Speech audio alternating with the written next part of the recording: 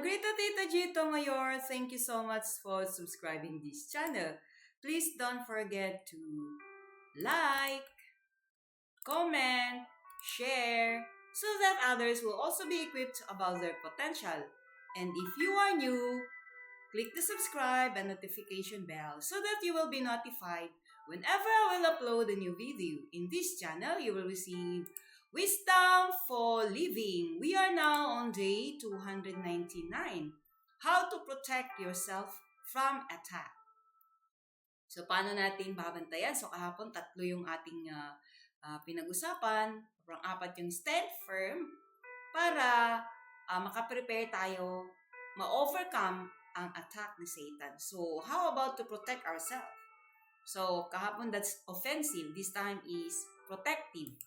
Ang text natin makikita sa Ephesians 6:14-17. Stand firm then, with the belt of truth buckled around your waist, with the breastplate of righteousness in place, and with your feet fitted with the readiness that comes from the gospel of peace.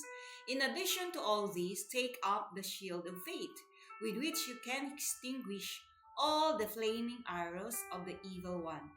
Take the helmet of salvation and the sword of the Spirit, which is the word of God.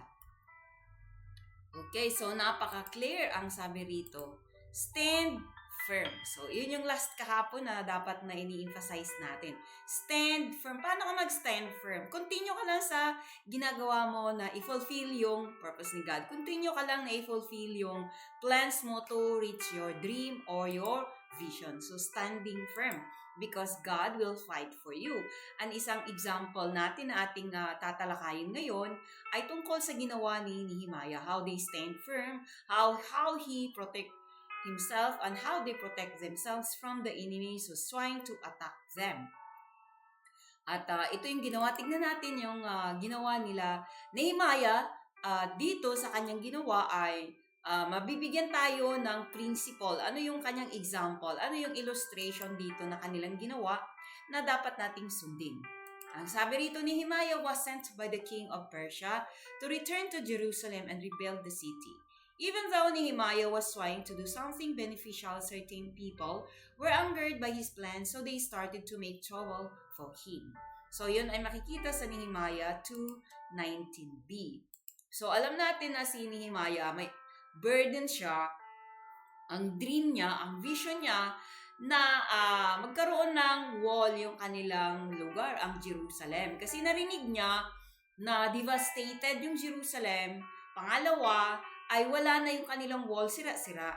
So dahil sa kanyang burden sa puso niya, nagkaroon siya ng vision, ng dream, na kung saan gusto niya ibalik yung dangal, yung karangalan ng Israel, bansang Israel o yung Jerusalem na maging protected sila at safe. Kaya nag-isip siya na nalungkot siya noon at alam natin na nagpaalam siya sa king at pinayagan siya.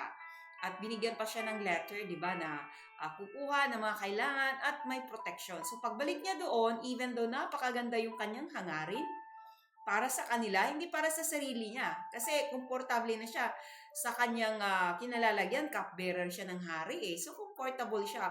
But he has a burden, he has a vision for his place sa kanyang mga kababayan sa Jerusalem. So yun, nagmalasakit siya at wala naman siyang hinihintay na kapalit. This is for their own good. But makita mo, kahit sa kanilang ikabubuti, meron pa rin mga tao na hindi talaga masaya. At yun alam natin, si Sanballat at saka si Tobiah. So, ano kayang ginawa ni Nehemiah kahit ganon? Yung mga tao na kung saan, ang dami pa rin na opposition. So, ito yung kanyang ginawa. But Nehemiah was not deterred. He gathered workers and began to work. This incensed his enemies so that they began to ridicule the Jews.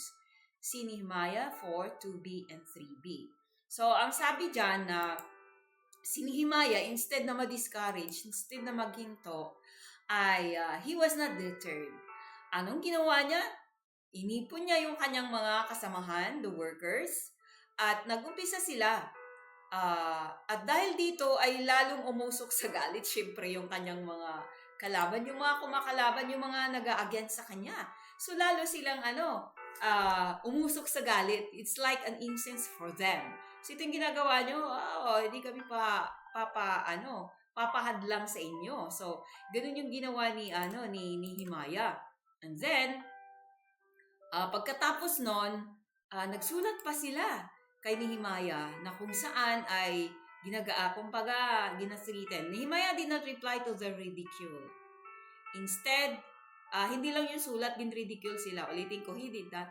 Nehemiah did not reply to the ridicule. Instead, he turned to the Lord in prayer and kept on the work. This illustrates the first guideline to protecting your potential. Don't answer your critics. So, yung kanilang pag-oppose, yung kanilang paggalit, yung kanilang pag-threaten ay hindi siya nagsagot. Instead, he go to God in prayer. So, the first thing na kung saan ginawa niya, di ba, nag-work sila, gingather niya, gin-share niya yung sitwasyon.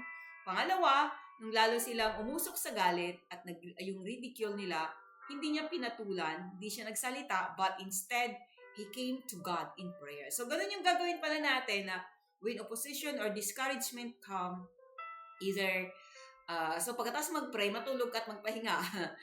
Kasi pagod ka, for example, dahil na-discourage ka dahil sa pagod mo. Or for example, people trying to oppose you, laugh at you, yung ginagawa mo, kinukutya ka, just go to God in prayer. Just keep quiet.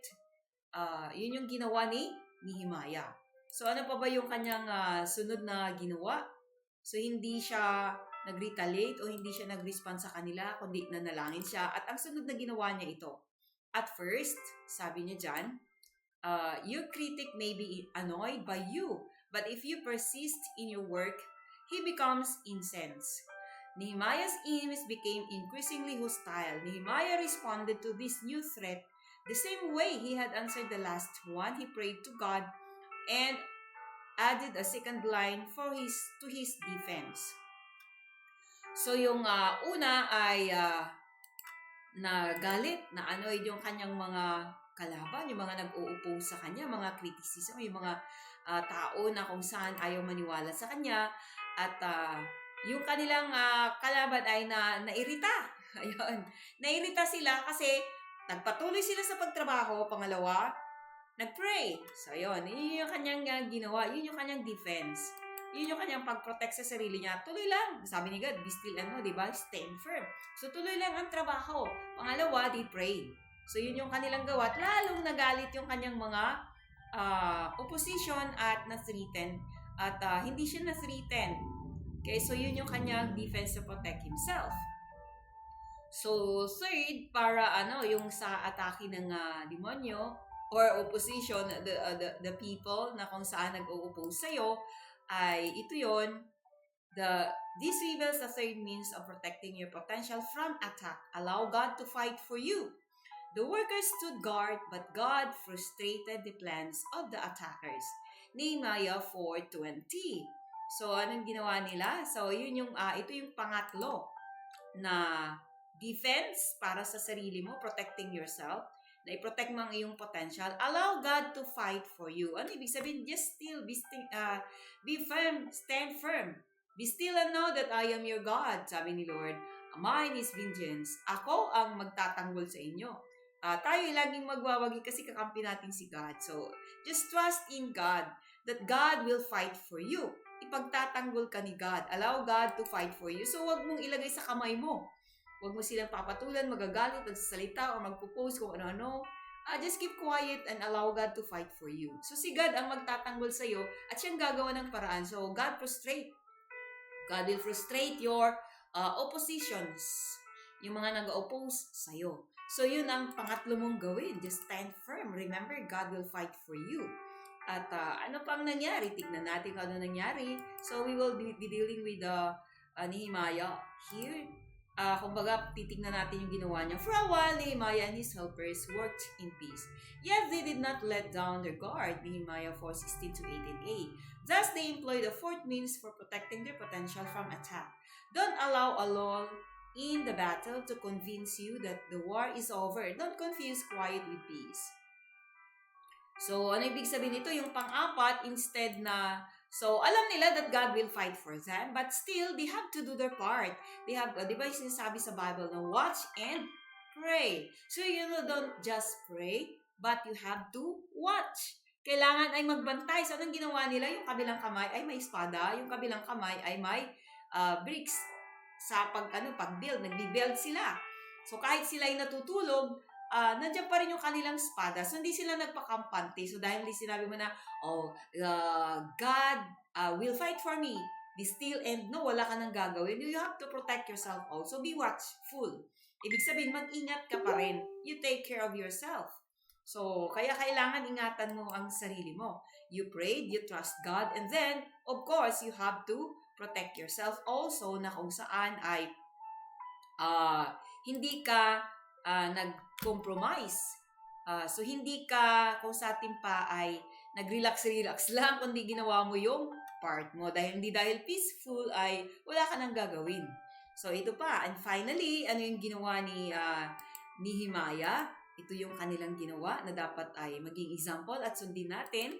Finally, when Nehemiah's enemies received word that the wall had been completely rebuilt, they requested a meeting. Nehemiah 6:2b. Nehemiah wisely countered this as well, recognizing it as different kind of attack. Nehemiah 6:2 and 3.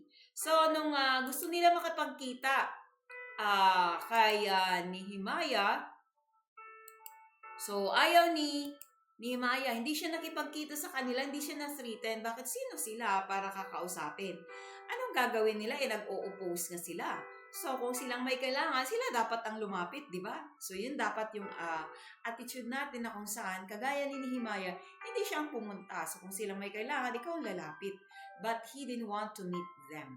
Now, si Nehemiah continued his work at alam natin na natapos, finally, after 52 weeks, ay natapos yung wall. And God was with them. At dahil ibang atake naman, tapos na ibang atake naman, makikipagkita. So, kunyari, makikipag-peace. So, remember, be wise. So, as the Lord, hindi ka matutuwa, baka mag-peace na sila sa atin kasi nga tapos na natin. So, be careful. Just ask God and be careful kasi atake pa rin nila yon. So, si Nehemiah, ganun ang ginawa niya. Naging careful siya. So, yan yung 5th and 6th na kung saan ginawa ni Nehemiah. This reveals a 5th and 6th means of protecting your potential from attack. First, Nehemiah refused to meet with his enemies, stay away from the opposition. Second, he refused to stop his work to talk. Don't waste time talking. So, hindi mo kailangan mag-explain sa kanila. Huwag mong hintuan yung ginagawa mo kahit tapos na ay tuloy-tuloy pa din kasi syempre ay kailangan tuloy na ma-encourage, ma-inspire yung mga tao at may ginawa pa silang ceremony, may ginawa pa silang celebration pagkatapos nun. So, hindi sila nagpatinag, hindi sila nagpahinto kahit na tapos na yung work, continue to be watchful and pray. So, yun yung ginawa ni Nehemiah na dapat nating sundin na example. So, huwag nating sayangin yung oras natin sa mga tao na laging nag-o-oppose sa atin na kung saan i-explain, don't need to explain to them. So, even when the opposition tried to intimidate Nehemiah by suggesting that he would soon be troubled with the king in Persia, Nehemiah remained firm in his stance. You too must remain firm in your decisions and refuse to be intimidated by your oppressors. So, alam natin na ito ay oppressor natin. So, hindi nagpa-intimidate si Nehemiah. Sabi nila, magkakaroon ka ng problema later on. So, saka na yung later on na yun. Importante tapos yung project na yan. So, hindi na sila nakontento, hindi sila huminto. Nung una, ino-oppose sila sa iba-ibang paraan. Pagkatapos, gusto magipagkita. Tapos ngayon, i-intimidate na naman. So, iba-ibang paraan yung kanilang ginawa ng oppressor. But Nehemiah refused. Nag-refuse si Nehemiah na magpakita sa kanila or nag-refuse si Nehemiah na ma-intimidate siya. So, ito yung kanyang ginawa.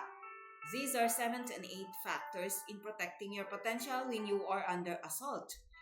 Nehemiah used many methods to fight for his vision. You must employ the same methods to preserve your potential from attack. So, kaya kailangan ay bantayan natin May iba-ibang paraan, so God will give us. Kaya mahalaga yung guidance ni God sa bawat isa sa atin.